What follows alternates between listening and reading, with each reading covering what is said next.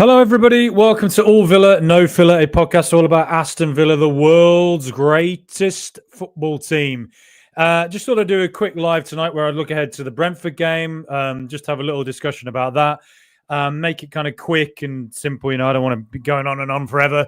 But before that, obviously, just have to quickly talk about one or two things that have come up today, reports-wise. If you are watching live, please do comment, please do like, please do subscribe. If you're listening online, 5-star reviews, all that really help. If you like what we do, very, very helpful indeed. Now, let's get to the interesting stuff. So, Morgan Rogers, Miguel Delaney from The Independent has reported that Spurs have contacted intermediaries about Rogers, who is now a priority target. Villa don't want to sell, but there's a feeling an actual bid could change things amid PSR pressure. PSR pressure, not sure about that. Contract ensures he would cost considerably more than Eberechi Eze. Now, I could just say hello there. Black Country Villain, great to see you again, mate. Good evening, all, he says. And Smoky Goose, hi, good to see you as well, Smoky Goose. Who could that? I've got a friend called Smoky James. I wonder if that's who that is. Where are we? Morgan Rogers. Right. Well, I'll just put this up from Damian Vidagani, just because it's something he said, and it sort of feels like it might be linked to this sort of Rogers report that has come out today. Damian Vidagani has said in the last hour or two on Twitter, general rule, when I want to know the news, I go to sources that I trust. I go to the many people that are able to do fact checking or try to. Sources with agenda, clickbait, or not fact checking intention just deserve to be ignored. Nothing else. That is your power. Now, I don't know what he's referring to there. It seems somewhat coincidental that it's come out when a report about Morgan Rogers has emerged. But what I would say about that and the whole Rogers thing is that, look, firstly, can we not get on Miguel Delaney's case? Miguel Delaney is one of the top journalists in world football, period. Very brave journalist, says a lot of things about nation-state ownership within football and the influence of, authoritarian nation-states upon football. That is brave to say and not fashionable to say, and he gets a lot of abuse for it. And I think he's extremely commendable journalist. And so if he has sources telling him that Tottenham are interested in Morgan Rogers, you can believe that Tottenham are interested in Morgan Rogers. But at the same time, I'm interested in, a holiday to Mauritius. It's not going to happen, but I am interested in it. I might tell a few of my mates I'd like to go to Mauritius, but it doesn't mean it's going to happen. So I think what Miguel Delaney's heard is probably accurate. I'd say Tottenham probably are interested. But then at the same time, look, it's been a difficult summer for Tottenham in a lot of ways, weirdly.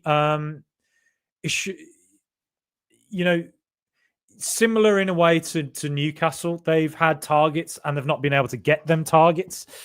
If you are to think of, let's say, Eberechi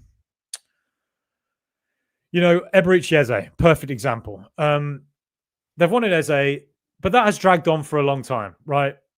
Did it drag on because was Eze and his team aware that Arsenal were interested? Well, I've got an Arsenal friend who's well connected who's been telling me Arsenal wanted Eze all summer. So it's interesting to me that Arsenal have left it this late to go for him.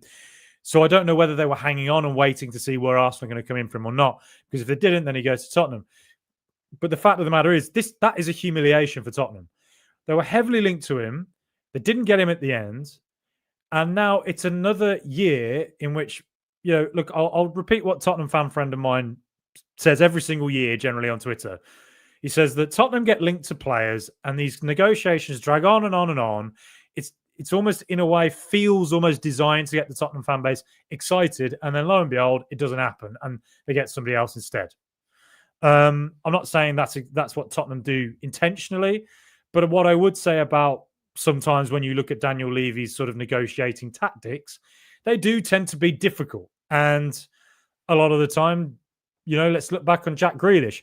What was it? 3 million and Josh Onoma on loan. I mean, that's probably an example of the way Levy can sometimes operate. And I don't know, maybe they offer the exact money that Arsenal offered. And so there's actually nothing to criticize Levy for or whatever. But it just feels weird that this whole thing dragged on for days, and then Arsenal suddenly in they come, swoop in, and they take Eberechi Eze for about, what is it, 67 million quid. On top of that, they had another player they were going for earlier, Morgan Gibbs White. Gibbs White they went for earlier this summer. They matched his release clause apparently, and then Marinakis at Nottingham Forest got annoyed about that. Morgan Gibbs White I think he signed a new contract at Forest. He ended up staying there. Did that really weird interview where they did the back and forth between Marinakis looking like a Simpsons character who might hang out with Mr. Burns, and Morgan Gibbs White looking a little bit ashen-faced and wondering what the hell's going on here. It's just the way it looks. I'm not saying that's what it was. That's that. So essentially, Tottenham missed out on Morgan Gibbs White and they missed out on Eberechi Eze. So if you're Morgan Rodgers and you're hearing that, oh, Tottenham are interested in me now, well, doesn't that sound to you a little bit like, well, your third choice? I'll put it like this. I don't think Morgan Rodgers is going to go to Tottenham. In football, you should never say never, right? Never say never. But my thinking on the Rodgers situation, and this is just, again, I'm not operating on any kind of insider knowledge here or anything. I'm not claiming that. But the way I look at it is that something I have been aware of with Rodgers, and I've repeated this a few times, is that I am aware that Chelsea were interested in Morgan Rodgers. That is an interest that probably is still true to this day, right? And I've been hearing about this from about April, right? Miguel Delaney himself in late April reported that Chelsea had Rodgers as a sort of target. Now, if Chelsea thought Morgan Rodgers was gettable, I'm sure they would have put in a substantial bid in a couple of months ago to go for him. And maybe they did that, and maybe we turned it down. But there's been no publicity whatsoever that Chelsea made any kind of bid for Morgan Rodgers. So my theory on it would be that maybe there's an understanding within football that Morgan Rodgers, having been at Aston Villa for only a season and a half, and being a clear favourite of Unai Emery, maybe it is just a case that Morgan Rodgers is simply not gettable this summer from Aston Villa. Now, were a club to throw in £100 million bid, well, that's going to turn anyone's head, right? But I think that were Morgan Rodgers to leave Aston Villa, particularly at this moment, having just won Young Player of the Season and it now being so late in the transfer window, it's going to have to be Jack Grealish money, surely, something around that. And I think with Rodgers, were you him, looking at the kind of trajectory that he is on, you would surely look at it and think, well, Real Madrid have got Jude Bellingham, they've got Trent Alexander-Arnold. They clearly like this kind of English contingent at the moment. I've got a couple of mates there. They'll put in a good word for me. Real Madrid will be interested. And if I'm absolutely fantastic again this season and star in the Europa League and star in the Premier League again and get even better than I did last season, well, then teams like Real Madrid are going to be interested in you. And if I was a professional footballer and I had dreams of playing for the very top teams, that's probably it. Them and Barcelona. I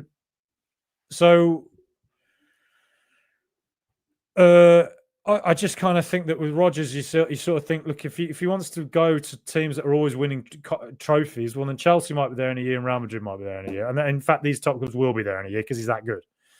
I'm not saying I want Morgan Rodgers to leave Villa. Of course I'm not. But I'm just talking about the kind of the nature of the way football is, the way we understand it to be.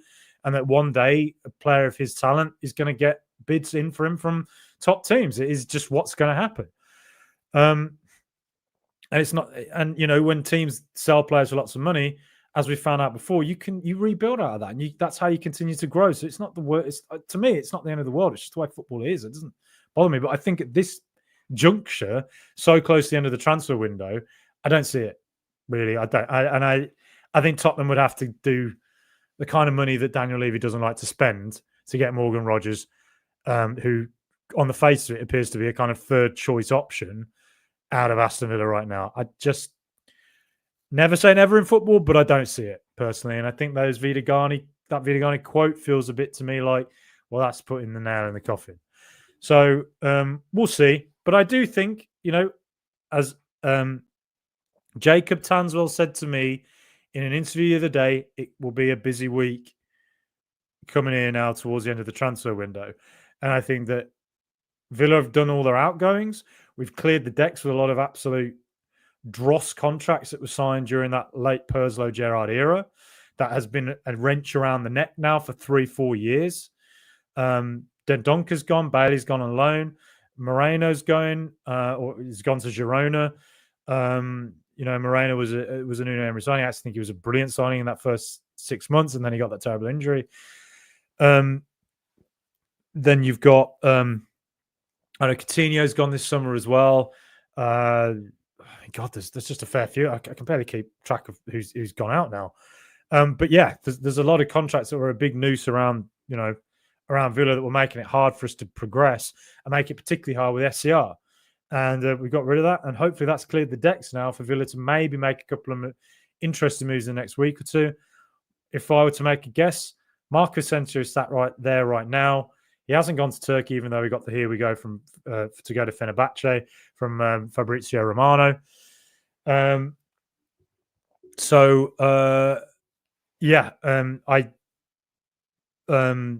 think Marco Asensio is one to really keep an eye on. I think that just seems a logical move, doesn't it?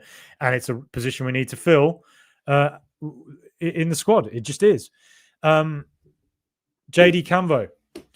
Hanif Ben Bakane, hopefully I'm pronouncing that right. Sorry if I'm not. From Foot Mercato, leading French football reporting site. He has said today on Twitter, Jaydee Canvot, coveted in the transfer window, the 19-year-old talent turned down a lucrative offer from Saudi Arabia in recent hours. Who else turned something down like that? Oh, Evan Guessond, when he was at Nice, turned that down to come to Aston Villa. Hanif further writes, priority is given to the sporting project for him. Aston Villa remains in the race for this deal. So Villa clearly are interested in Jaydee Canvot. Jaydee Canvot, 6'1", 18 League 1 appearances last season, right-footed. He broke through into the Toulouse team. They play a kind of 3-4-3 generally. Broke through into that team in January. From there, he got, started off, I think it was an 85-minute game. From there, 90 minutes, bit out of the team, comes back in, 90 minutes. Centre-back, CDM, centre-back. So if you were to look at Jaydee Canvot and you were to compare him to a player Villa have signed in recent years, you'd probably look at Boubacar Kamara, because Boubacar Kamara was a young player. I think he was 22 at the time we got him. Canvot at 19 years of age is younger than that even. But with Boubacar Kamara, again, a player you'd have looked at and gone, he plays at CDM, he plays at centre-back, he mixes up his positions. He's got a lot of versatility and a lot of upside. And Jaydee Canvot looks a little bit like that right now, you would say. And France has a fantastic record in recent years of producing top young centre-backs. The French league generally, I think players from that league tend to adapt well to English football. In fact, they just sort of seamlessly fit in, because French football, I know it's not the most popular league in the world, but it is a very physical league. And that physicality lends itself well to players coming into the Premier League. And so Jaydee Canvot, somebody who established himself in the Toulouse team, a mid-table team in France, at the age of 18. And then this weekend, he started in their first game again against Nice, played the full 90. I think he played in CDM in that game.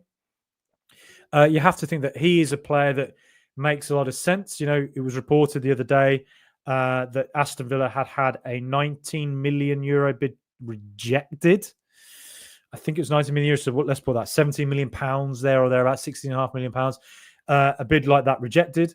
So you would have to say that Villa perhaps have to go a bit higher.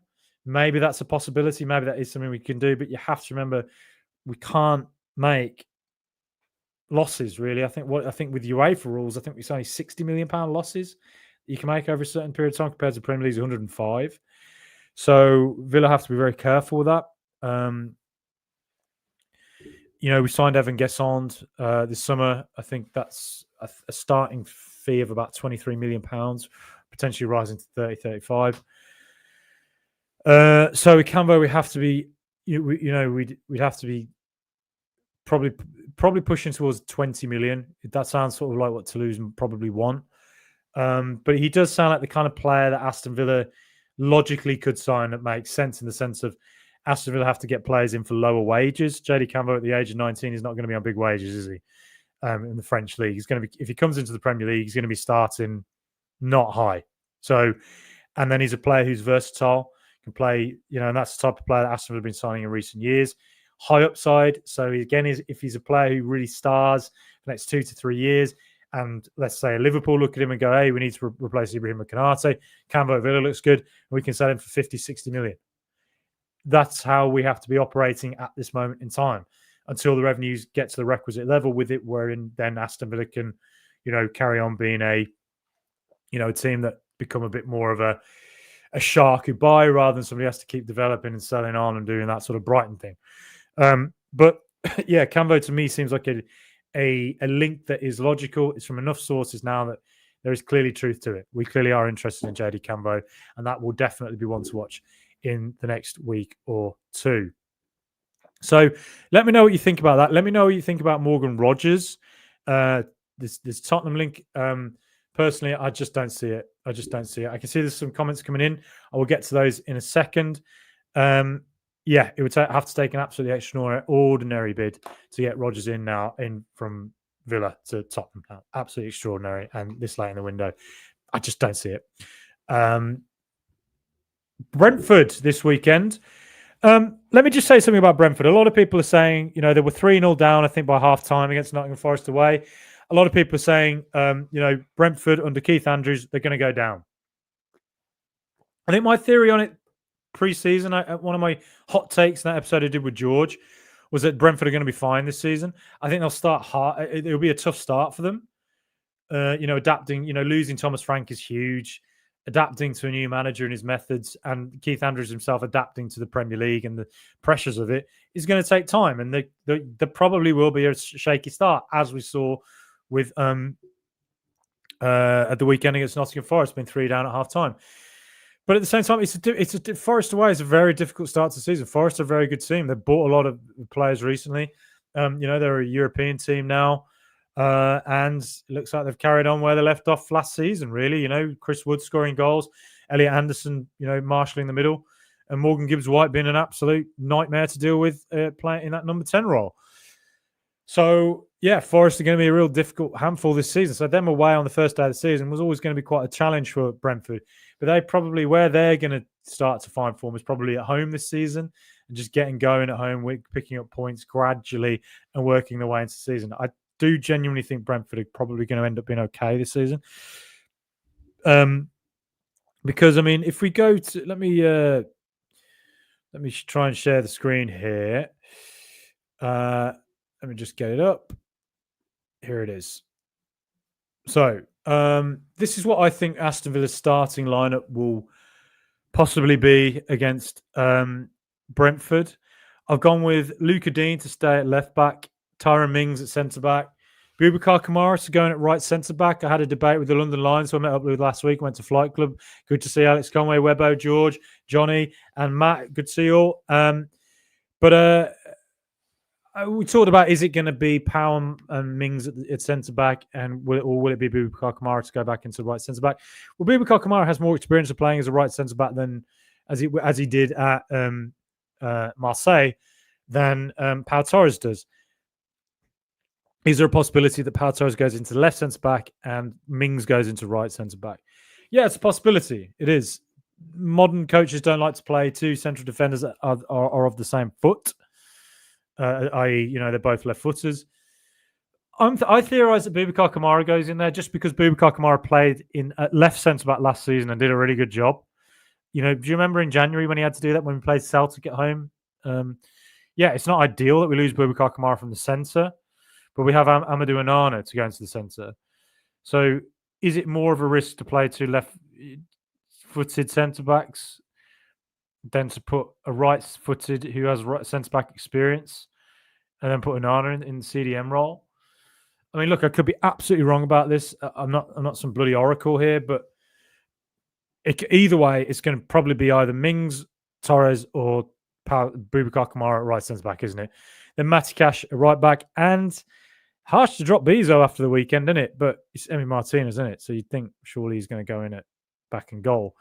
Then I think Yuri Tielemans hopefully goes back into centre midfield and Onana, because I think Villa simply the passing range wasn't really there without Tielemans in that deep role. And, Tielemans was one of the best players in the Premier League last season, and he did it playing in centre midfield, not in the number 10 role. So I personally would like to see him back in the sort of centre midfield with Onana or Kamara. Then left side, well, Rodgers got a bit lost the other day against Newcastle. Wasn't a great day for him. I wonder if you put McGinn there and you put Rodgers in the number 10 role, and then we get a bit of width and pace out on the right. And in that case, maybe Daniel Marlon goes there, and then Ollie Watkins up front. The only reticence I'd have about Marlon rather than McGinn playing out on the right, or maybe look, they could put Rodgers out there. Rodgers has been there before. Maybe you'll put McGinn in the number 10 role. Maybe puts Evan Guessond out left. You just don't know with the professor. But the only thing I would say is that if you look at the game against Nottingham Forest, I'll put this up. So, where were Brentford threatening? It was through Rico Henry, Aston Villa fan, I think, isn't he? Rico Henry, Dean Smith favourite of old. Rico Henry getting forward against Forest and get into the byline and knock it into the area. If you look at the FB ref stats, they were really good. It showed predominantly that the threat was from Brentford was coming from Rico Henry bombing down the left, kind of like, let's say, when we studied Leif Davis last season for Ipswich, he would do something similar. But Rico Davis kind of clinging to the byline, getting to the touchline, getting to the byline and pulling it back. And Fabio Carvalho being a player that he could interlink with. So Carvalho and Rico Henry, you would say, look like the more threatening area for Brentford the other day. And just quickly show a slide here, a quick highlight of it. Here's Rico Henry getting to the byline, pulling it back, and there's a big chance it falls to Igor Thiago, who did score a penalty later, missing a big chance, and it goes over the bar. Not his best moment, you would say,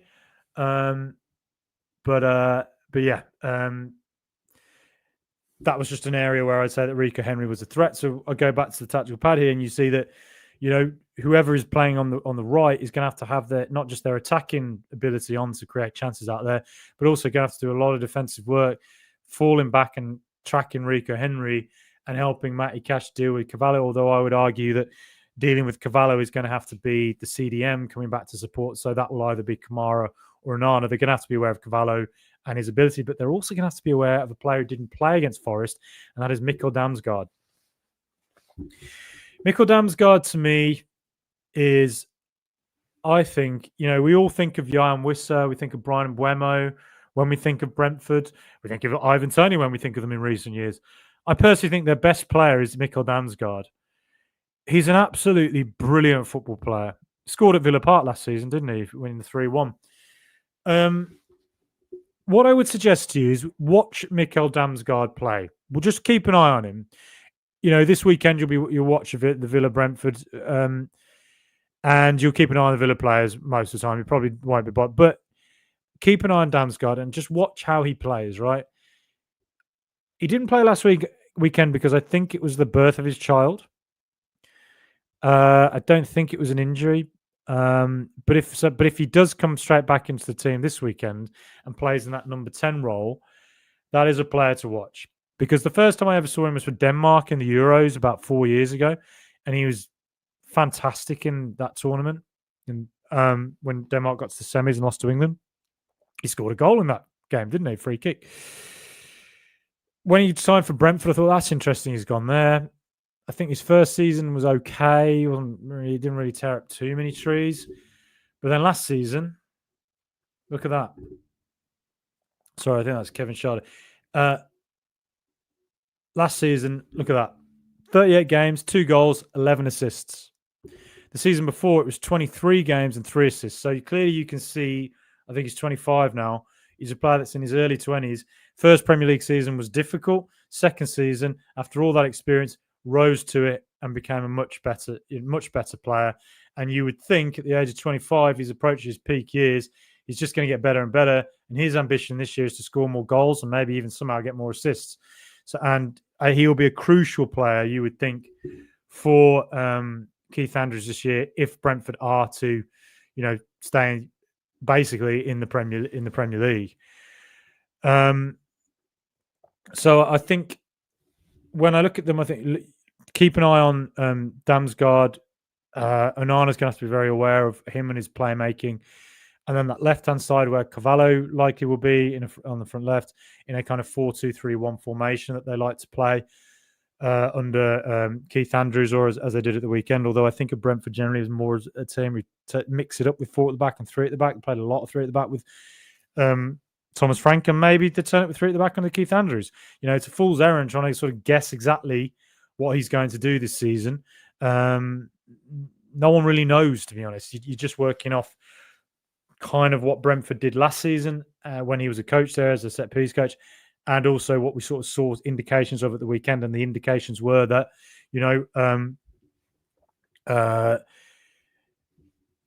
Rico Henry and that left-hand side are going to be very important. Because if you look at it, progressive carries, who had the most? It was the fullback, Henry, 7. And progressive received 10 as well. So clearly he's getting forward and he's receiving the ball. He's a real attacking fulcrum.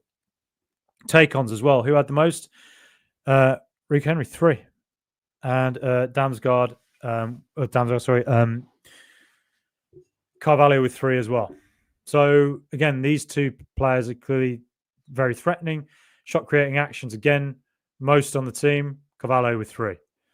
So just thought I'd illustrate that left-hand side clearly is where Brentford are going to pose some threat, and that whoever plays on the right-hand side is going to have to be defensively very aware of what those players might do. Keep an eye on Damsgaard. And then Igor Thiago scored his first goal. I think it was his first goal in the Premier League the other day. I can see comments coming. I'll get to them in a second. Please like, please subscribe, please share. I can't describe enough how important it is. These comments, these shares, these likes, let everybody know. And subscribe. If you don't subscribe, support the Blues, apparently. Now, worth noting as well, Johan Wissa, it looked like he went on strike the other day. Well, back in training today. Johan Wissa, top player. If he comes back into the team, I doubt he'll start this weekend, but there's a possibility that he might come off the bench and cause Villa some problems. But one other player to look at, Kevin Schade. I do like him. Sort of, he's young. I think he's 23-ish. I think he is. Last season, I think it was his second season in the Premier League. Last season, 38 games, 11 goals, 2 assists. Season before, numbers weren't anywhere near that. So again, that's a player like Mikkel Damsgaard in his early 20s who's improved markedly. And again, this season, you would think is primed and ready to go and beat that. So that's a player that, again, is going to be a threat. And if he does start, he didn't start against Forest. So that's quite interesting, though he did come off the bench. But if all these players are available, these are players that I think we're probably going to see quite a bit of. Igor Thiago getting his first goal, penalty, you have to think that's going to give him confidence to go on and cause problems for Villa. Kevin Schade, again, is somebody that, will probably on the right-hand side, out on the wing, look to cause some problems with Luca Dean. But again, Luca Dean's a very solid option for Villa. And if we do get in Maatsen there, then Schade's going to be aware defensively of Maatsen bursting forward. But, at the same time, Brentford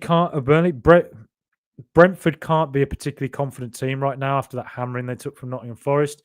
With Keith Andrews, obviously, there's probably a bedding in period in which they're not overly confident with where they're at, and it's going to take a couple of points at home to really get going, I think, for them this season. So what I would suggest is that Villa are, should go into it with a lot of confidence, thinking, we beat them, what was it, back in March, Ollie Watkins' goal. We've beaten them a couple of times at their place now recently. Beat them twice last season as well. This is a team we have something over now, and they had something over us in the not-too-distant past. It's good to reverse that. And looking at Villa, just think, if Rico Henry's getting forward, that therefore creates an area of space in which Villa are quick on the counter. We can get something into a Marlon or a Rodgers. They can pull a ball into the area, or they can pull one back for someone coming in like a McGinn or whoever, and take a chance. Do I think Villa's squad is there yet? Nope. I think we need some. I think we need an Asensio in that Asensio role. I think we need a little bit of pace, but also we've got that wild card in Evan Guessand. I do think he's going to feature this weekend. I don't know where it'll be, whether it'll be on the right, number 10, left-hand side role, that sort of Ramsey role. We'll wait and see. I really am not quite sure where he's going to play for Villa this season, because generally played on the right, but I think last season for Nice, but he's somebody who can play a little bit more centrally. So, yeah, just one to keep an eye on. And something I just thought I'd quickly mention about Brentford. Again, when I watched the Nottingham Forest highlights, what happened? Well, when they went 2-0 down, Morgan Gibbs-White gets the ball in the number 10 role, crosses it into the area at the back post, and Ndoye, the signing from Bologna, who we played last season in the Champions League, scored a header into the top corner. And I just thought, well, 2 years ago, I did a whole big scouting thing here about Brentford, and something I observed from watching them, something that really shocked me, and it was particularly when they played with a back three, was how often, if you had a winger who was playing, let's say Bukayo Saka was playing out on the right for Arsenal, would cut back onto his strong foot, his left, and whip a ball into the back post, it stunned me how often Brentford would concede goals at the back post from a player coming in and heading it in. And Aston Villa then in the next game went and did exactly that with Alex Moreno coming at the back post and scoring a header from across to the back. That really was quite a stunning, revelatory moment for me. And I thought to myself, is this something Brentford still have in their game? And I thought, well, I refer to the Forest game there. I think, well, they've just gone and conceded the exact same chance again. And then I thought last season, I'll just click on a random game from last season, Arsenal, right? And this was back in January. And I thought, let's see what the goals they conceded. Turn back into the, I think this is, I want to say Martinelli. Crosses it to the back post, falls to a player in the Arsenal box. Chaos for Brighton, a Brentford goal. So again, this is something that just seems to be an issue that I don't know. I just seem to keep seeing when it comes to Brentford, and it's something Villa have, scored from in the past. So that is something again to be mindful. If Villa are out on the wing, then whipping a ball across and getting a Maatsen or a Luca Dean coming in at the back post, a fullback, bombing that fullback on to the back post against them seems to be an area in which they sometimes are quite vulnerable. But yes, I think to sum it up, to my mind, watch Mikkel Damsgaard and see what an absolutely brilliant player he is. Someone to keep an eye on. Kevin Schade is obviously a player that is growing. Igor Thiago as well. Johan Wissa potentially is back. Igor Thiago, I think, is a player this season that should be aiming for double-figure goals. I think he's got the talent to do it. Carvalho and Henry down the left are going to be a threat. Henry has absolutely horrendous injuries for the last 2 years. Hopefully, he's a player who will get back to full fitness and be okay. But this weekend, it's just something that Villa are going to have to be aware of. Nottingham Forest almost paid for it the other day. But this is Aston Villa. We've got a good record against Brentford recently, and we should continue that hopefully this weekend against a team that currently probably isn't ultra high in confidence. So, John the Janny, good to see you again, mate. Evening, Frankie. Hope you're well, mate. I'm doing well, mate, and I hope you're doing well too. Kevin Jeans, don't be silly. Roger's going absolutely nowhere. Yep, totally agree, mate. Good to see you as well, Kevin, especially not Spursy. Yeah, I don't see it, and I think it looks like he's a third choice for them. So, what sort of a message is that sending? Well, twice in 1 week. Evening, Frankie. Good to see you, Flangy. Good to see you, mate. Rogers ain't going nowhere. It's 100 million plus in my book. Yeah, it's going to have to be Grealish money. Agree with you, mate. Alex Moreno, can't see any first teamers being sold this late on. Would love Asensio back, but on loan. Yeah, I think personally I'd favour a loan with an option to buy. Obviously, Nicholas Jackson is a link as well. He's not gone anywhere yet from Chelsea. Doesn't look like anyone's going to be coming in with a permanent offer unless it's Newcastle. I don't know, mate, late in the day. Though they've been linked to Jorgen Strand Larsen today. It might just be the case that Aston Villa are offering to take a loan or pay a big lump sum for him and then potentially paying the rest at the end of the season. Maybe that's the best option. And I think as I went on in depth the other day, Nicholas Jackson to me is a player who is just brilliant and somebody that we kind of have to, if he's available, get him. You know, something I thought I just missed as well. FBref stats of Mikkel Damsgaard. Look at this. Absolutely extraordinary compared to other midfielders. Assists is in the top 2%. Expected assists, top 1%. Shot creating actions, top 10%. Now you're comparing to other attacking midfielders, it's a little bit different there. But progressive passes, top 3%. Passes attempted, top 27%, or top 17%. So I just thought that was something I'd quickly illustrate there on him. A player who real intelligence, can just pick a pass, beautiful ball control, beautiful gameplay. There's a sort of Tielemans vibe about him, but he's taller and he's a bit of a different profile, a little bit more of a Rodgers profile. But yeah, keep an eye on him in the next day or two. I only say that because it reminded me of when I looked at Nicholas Jackson's FBref stats the other day. And again, all in the green. Top player with, at the age of 25, just could get better and better. I just think if he's available, get him. I just really would love to see Rogers, Marlin guest on behind Ollie and Leash talent. Yeah, I'm with you. I'd like us to be a little less conservative. I very rarely ever question the professor. And the man is a genius. I would never question the professor. But I just think I'd like to see a little bit more of our proactivity this weekend, I think.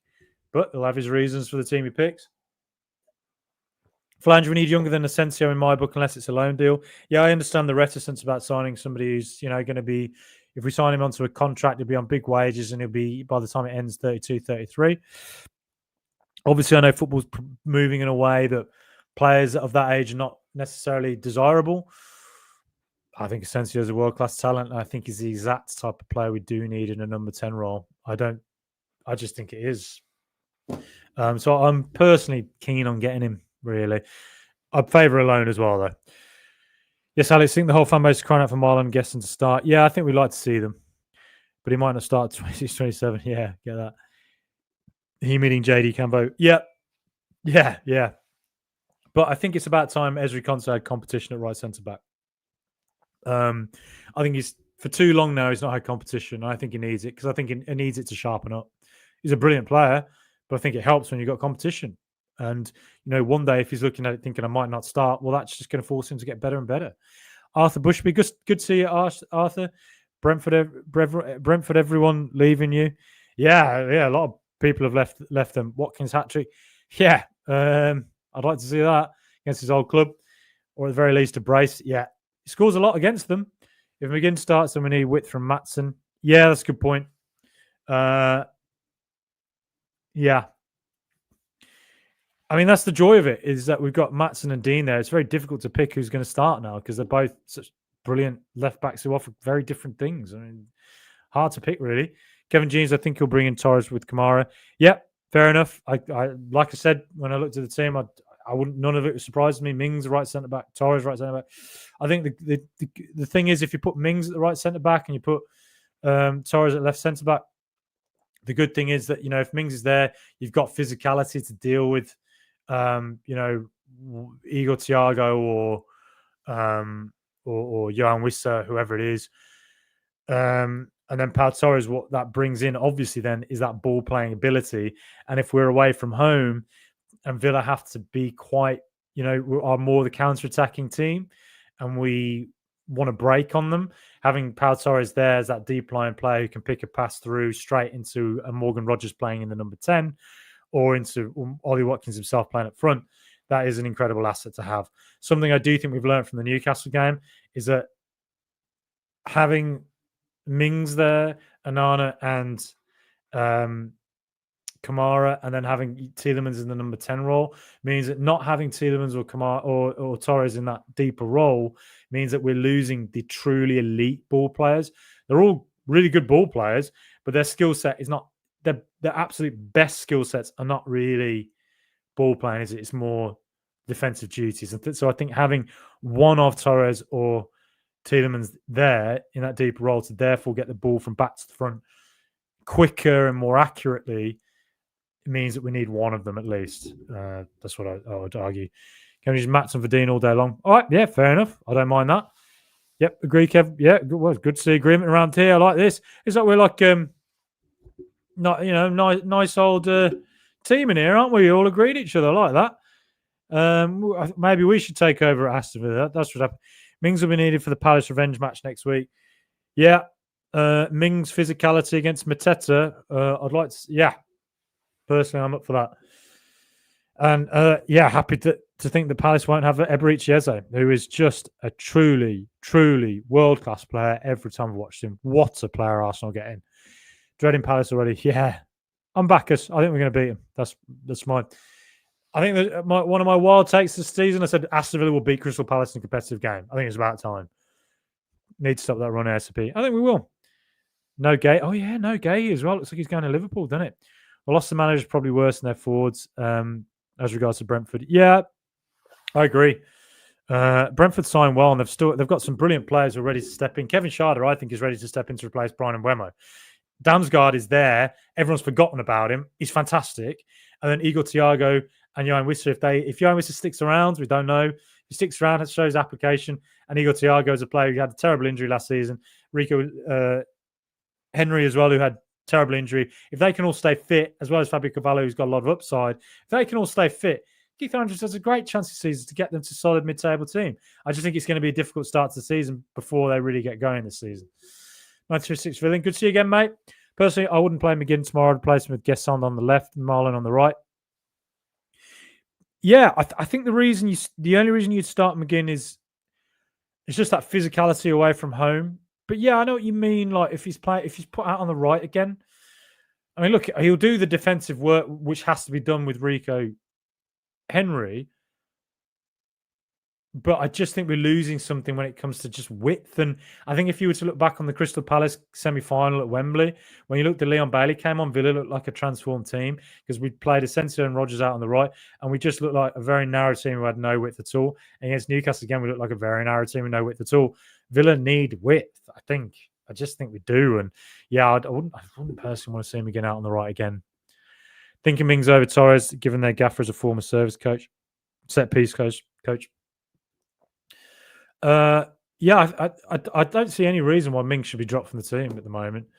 Since he came in as a centre back in about February and he got over that injury, Villa's form went up, and I think there's a variety of reasons to it. Part of it, I think Mings, he's a brilliant defender, massively underrated defender. I'm loving all this agreement here. Set piece, that's it. Sausage fingers, I've got them. I can't type on my phone. I just make endless mistakes. If anyone reads my WhatsApps, it's just mistakes. Makes no sense. Enjoyed that goal. Says Alex Moreno. Good to see you, Alex. Kevin G's. Emery won't see it though, which is my criticism of him. He's gone far too safe. I think you could argue that I've watched La Liga religiously from 2000 through to about 2018. Not watched as much of it in recent years, but my abiding memory of Unai Emery when he was there was that he was a great manager at Valencia, who got them up to third place in the era of Real Madrid and Barcelona, have been the two greatest football teams of all time to this day. But Emery did a fantastic job in getting Valencia to be a team that were up there in third in regular Champions League places. My memory of Emery was that he was quite a cautious manager. So when he came into Aston Villa, my big shock was just how uncautious he was. Now, you could argue that recently Emery with the Man United away game, Palace maybe in the semi-final, and maybe even Newcastle at home, there was some conservatism there that I think backfired. The Man United away game particularly. First thing I said in the first 2 minutes, I can remember sitting there watching it in a casino of all places, and my two good mates, Sam and Tom, and saying, the United keeper had the ball and saying, "Why is Ollie Watkins on the halfway line?" in the first third minute, and I thought, that to me looks like mentally we've been told to sit back. And I think it's understandable you do that at Man City away, but when you're doing that at Man United away, who've just lost a Europa League final and who've been absolutely bollocks all season, I don't really understand why we don't take the game to them, because they're there for the taking. And I think we paid the price because we let them play their way into the game, and we paid for our conservatism, I think. Although we also arguably we did pay for an absolutely one of the worst refereeing decisions in Premier League history. But yeah, I mean, look, Emery's a genius. The professor, I want him tattooed on my face. And we have got a top manager is going to get us good things going. I'm sure of it. The best is yet to come there. But yeah, you could argue, there's been a few games recently where he has been a bit too safe. Hopefully that isn't the case in the coming weeks. Saying, Kev, spend millions on players, play them. Yeah, I get you. I'd like to see a bit more of Marlon now. I'd like to see a bit more of, well, obviously Gesson is very new. But I look forward to seeing Gesson in the coming weeks and months. And who knows, maybe Gesson breaks his way and he becomes a regular starter. Kevin Jenkins exactly fine. Don't put behind them if they're sat on the bench. 3 players incoming, watch this space. Yeah, I think there's a few players incoming. I'm sure of it. Central Cameron, dare I say Jackson. I said the other day, not a chance for Jackson. I just couldn't see it. And I still think, really?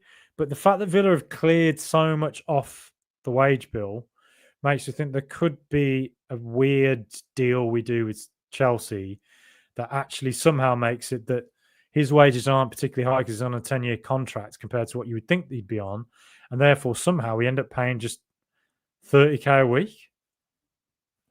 I don't know, and pay half his salary. And suddenly it's like, well, okay. And pay a big old lump sum. And I know Villa have good connections with Chelsea. And maybe we give them first dibs on Rodgers next summer. Maybe that's part of the deal. I don't know. But it's clear Villa are trying something with Jackson. It's just the SCI is so bad that I just don't know. But then we've cleared a lot off the wage bill. So who knows? Maybe we can do it. And if we do, I'll be very excited about that. Luke Chapman, Northampton Town fan. Good to see you, Luke. Are you Northampton? Oh, is that Rico Henry? I'm not sure. I'm not sure who that's in reference to. But Northampton Town, where my uncle was director of football for a little while. I wouldn't buy Asensio. I'd get Damsgaard, younger, faster, and cheaper. You've put an idea into my head. Yeah, mate. I 100 million%. If Mikael Damsgaard was available, Aston Villa could sign him. I would be tap dancing down the street with my shirt off, with a baby bonnet on my head and a milk bottle, screaming at the top of my voice how happy I am. And then that night when I'm in prison or sectioned for it, I'll be like, well, that was worth it because I get to see Damsgaard play for Aston Villa, even if I am in a straitjacket while I do it. He's a brilliant football player. I cannot recommend enough. Watch Mikael Damsgaard. The Bees, are they there for the taking? Yeah, they're definitely there for taking. Of course they are. But don't underestimate them either. Kevin Jean's gone quiet about that referee at Old Trafford there. Don't follow protocol. We hear nothing yet. We don't throw enough balls onto pitch and it's all hell breaks loose. Yeah, I can understand some of the frustrations. The Premier League don't help them. So is the Premier League is it PGMOL? Whoever it is making the rules. Yeah, they don't help themselves sometimes. That was a shocking thing that happened. And I think refereeing last season, I've never been one to criticize referees because I think they get too much abuse. But last season, refereeing simply wasn't up to standard. And I think that I have theories for it. High bar for a second yellow, or high bar for a yellow card, which means teams get away with fouls. Becomes very inconsistent and annoying. And just inconsistent VAR decisions, referees relying on VAR. I just feel the stand was really poor last season. And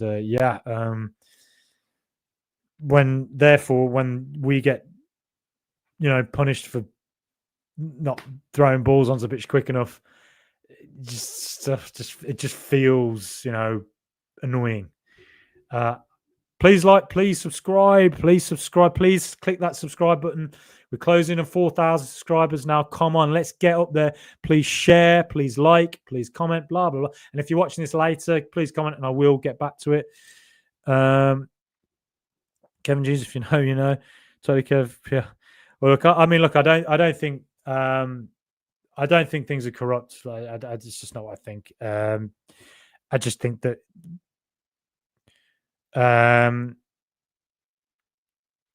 it's human beings who make a lot of mistakes, really. I think that's the way it is. And I think the problem is if we keep focusing on refereeing decisions and we talk too much about it. I think there's a danger that it becomes a kind of self-fulfilling prophecy then of like everything's against us and there are conspiracies. And I think within society at large, I think if we think about the way conspiracy theories have proliferated everywhere, I think we have to be very careful to talk about things like that too much. But yeah, I think I understand a lot of the frustrations with the way it feels like things just kind of are, kind of against us in a way, particularly when when financial rules say we can't pay what we want to pay. Handball always been inconsistent first week. Yeah, I mean Liverpool, how that wasn't a penalty, I have no idea. The Crystal Palace decision at Chelsea again, it's like first time used in 4 years. But then if you look watch it back, I mean Mark Gay did barge him. Yes, Frankie, other clips kicker seems to get their way. Yeah, I mean it does. It can feel like that at times. I mean, that's been the case going all the way back to the Fergie time era of Alex Ferguson and Man United, didn't it? When it just felt like decisions went their way at Old Trafford all the time. There'd be enough injury time, hence the term injury Fergie time. And yeah, I was at the Arsenal away game last season, and I've never seen ever in my life in person such a number of unbelievable decisions that were like just Raya makes a save, tips it wide, it's a goal kick, even though I can see the referee's looking straight at it. Or the ball comes off Arsenal players twice and out for a throw, clearly a Villa, and it's given to Arsenal. Arsenal fans shouting at the top of their voices for fouls that aren't fouls and getting the foul. But in a way, that's what Villa have to learn, is that, we want to become that club that at Villa Park, the decisions just go our way, and Villa fans make the noise that kind of pressures referees into making them decisions, and the players themselves learn it by getting up and screaming at the ref, and that just kind of goes our way. Therefore, goes our way. But I do have to make dinner now. Thank you everybody who's commented. Please please subscribe. That was gone on a bit longer. I talk for bloody England. If this was Olympic sport, I'd be in with a chance. It'd be like Jim Carrey saying, "You're telling me there's a chance? There's a chance." But yeah, thank you everybody again so much for liking. I love doing this, interacting with fellow Villa fans as well. It's fantastic. If you're watching later, please do comment and I'll get back to them.